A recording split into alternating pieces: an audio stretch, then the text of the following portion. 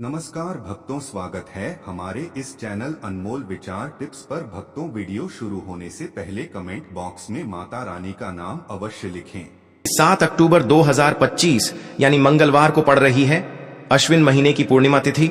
और दोस्तों, ये वो तिथि है जो अश्विन महीने में पड़ने वाली सबसे बड़ी तिथि है, क्योंकि यह मंगलवार के दिन पड़ रही है और इसका बहुत ही बड़ा और विशेष महत्व होता है। और इस दिन स्नान दान करना बहुत ही शुभ माना जाता है। पूज्य गुरुजी ने कहा है, अगर कभी भी मौका लग जाए और अश्विन महीने की पूर्णिमा तिथि मंगलवार को पड़ जाए तो आप लोगों को 11 गेहूं के दाने वाला उपाय तो अवश्य ही करना चाहिए। इन दोनों का संयोग बहुत ही कम आता है। और दोस्तों, पूज्य गुरुजी ने अपनी शिव महापुराण की कथा में बताया है, इस दिन आपको 11 गेहूं के दाने वाला उपाय तो अवश्य ही करना चाहिए, क्योंकि ऐसा दिन पूरे साल में सिर्फ एक ही बार आता है। और दोस्तों, आप सभी लोग जानते हो कि अश्विन पूर्णिमा का अगर सबसे बड़ा कोई उपाय है तो वो 11 गेहूं के दाने वाला उपाय है। तो दोस्तों, इस पूर्णिमा के दिन आप लोगों को इस 11 गेहूं के दाने वाले उपाय को जरूर करना है। बहुत सारे लोग होंगे जिन लोगों ने इस उपाय को न किया हो, मतलब पूरा साल निकल गया और उन्होंने किसी भी दिन इस 11 गेहूं के दाने वाले उपाय को न किया हो। पर दोस्तों, आपके पास एक आखिरी मौका बचा हुआ है, जो कि 7 अक्टूबर के दिन। इस दिन आप लोगों को इस वाले उपाय को जरूर कर लेना है। भले ही आपने पूरे साल भर इस उपाय को ना किया हो, पर अगर आपने इस अश्विन महीने में पड़ने वाली पूर्णिमा के दिन अगर इस वाले उपाय को कर लिया तो आपको इस उपाय को करने का वो फल मिलेगा जिसकी आपने कभी कल्पना भी नहीं करी होगी। इसीलिए आप लोग इस वाले उपाय को एक बार जरूर कर लेना, ताकि आप लोगों के हाथ से ये मौका ना जा सके और आपको इस उपाय को करने का फल मिल सके। दोस्तों, ये उपाय पंडित जी ने अपनी अभी की ही शिव महापुराण की कथा में बताया है। जिस उपाय को आज हम आपको बहुत अच्छे से समझाने वाले हैं, इस वीडियो को देखने के बाद इस उपाय को समझने के लिए आपको कोई और वीडियो को देखने की जरूरत नहीं पड़ेगी। तो चलिए दोस्तों, उपाय को शुरू करते हैं।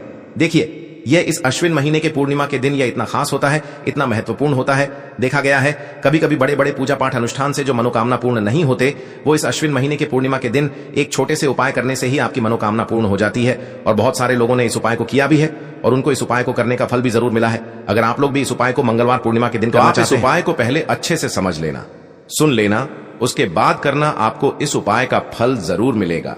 और इस उपाय को कर लेने से आपके घर में चाहे किसी भी प्रकार की दुख और समस्या क्यों ना चल रही हो, आपको उसका कारण भी नहीं पता है कि भाई यह समस्या किस कारण से चल रही है।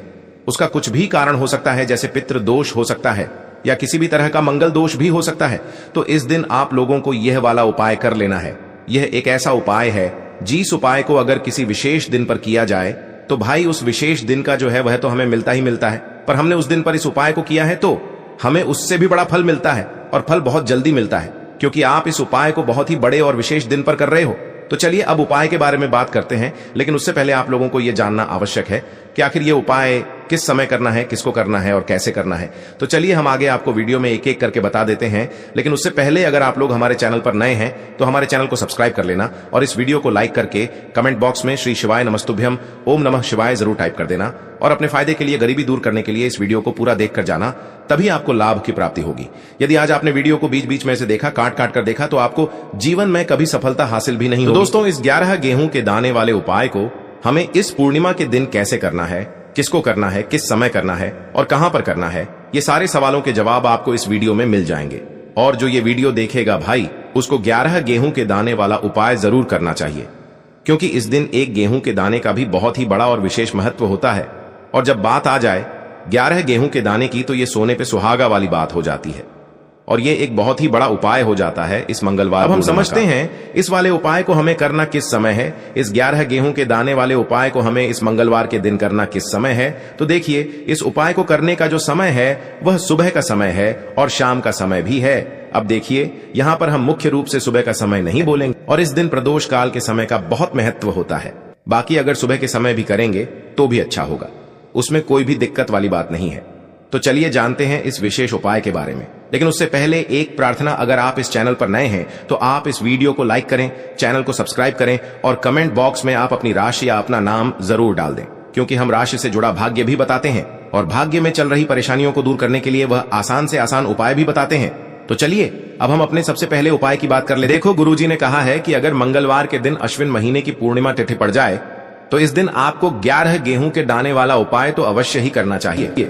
देखो, यह उपाय यदि आपके जीवन में कर्जा बहुत अधिक है, आपके जीवन में संकट बहुत अधिक रहते हैं, आपके ऊपर बहुत अधिक विपदा आ रही है, बार बार आपको अपने व्यापार में और अपने धन में हानि देखने को मिल रही है, यानी कि आपको प्रत्येक कार्य में हानि हो रही है, तो आपको यह उपाय करना चाहिए। देखिए, इस उपाय के लिए आपको 11 गेहूं के दाने आपको लेने हैं। ठीक है, 11 दाने लेने के बाद में आपको जरूरत होगी चावल के दानों की। 11 चावल के दाने और 11 गेहूं के दाने, और चावल के दाने खंडित नहीं होने चाहिए। अब आप कहोगे भैया गेहूं कहां से लेने हैं? देखो, आपको किसी भी किराना स्टोर पर गेहूं के दाने आपको आसानी से मिल जाएंगे, जाकर ले लेना। ठीक है ना? 11 गेहूं, 11 चावल के दाने लेने हैं। साथ ही साथ आपको एक तांबे का लोटा लेना है और उस तांबे के लोटे में आपको जल भरना है। जल आपका खुद के घर का होना चाहिए, मंदिर का नहीं होगा। अब आप ये सब सामग्री लेकर पहुंच जाओगे महादेव के शिवलिंग के पास में। शाम के टाइम पे प्रदोष काल में देखो, जब आप ये उपाय कर रहे हो तो अपना फेस रखना उत्तर दिशा, नॉर्थ डायरेक्शन की तरफ। अब यहां पर जो मैं आपको क्रम बताने जा रहा हूं ना, उस मेरे क्रम को बहुत ध्यान से सुनिए। महादेव को अगर कोई सबसे प्रिय है ना, तो उनकी सबसे छोटी पुत्री जिनका नाम है माता अशोक सुंदरी, जो आपके पास में चावल के 11 दाने हैं ना, उन चावल के 11 दानों को माता अशोक सुंदरी के स्थान पर आपको अपना नाम और गोत्र बोलते हुए समर्पित कर देने हैं, है ना? और चावल के दानों को रखने के बाद में जो आपके पास में तांबे का लोटा है ना, उस तांबे के लोटे को कहीं पे भी हम जल नहीं चढ़ेंगे।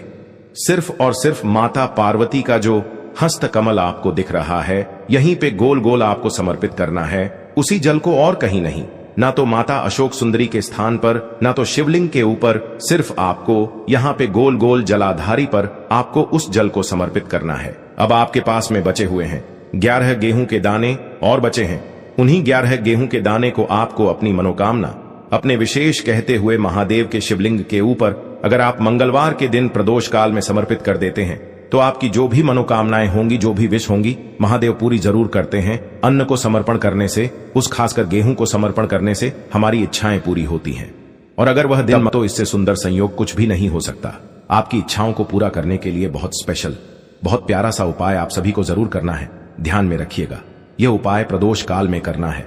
देखो, गुरु जी ने कहा है भगवान शिव के शिवलिंग पर 33 कोटि देवी देवताओं का वास होता है। अगर हम शिवलिंग के सामने कुछ भी उपाय करते हैं तो हमारे सभी देवी देवता हमसे खुश हो जाते हैं। यह उपाय आपको अवश्य करना है।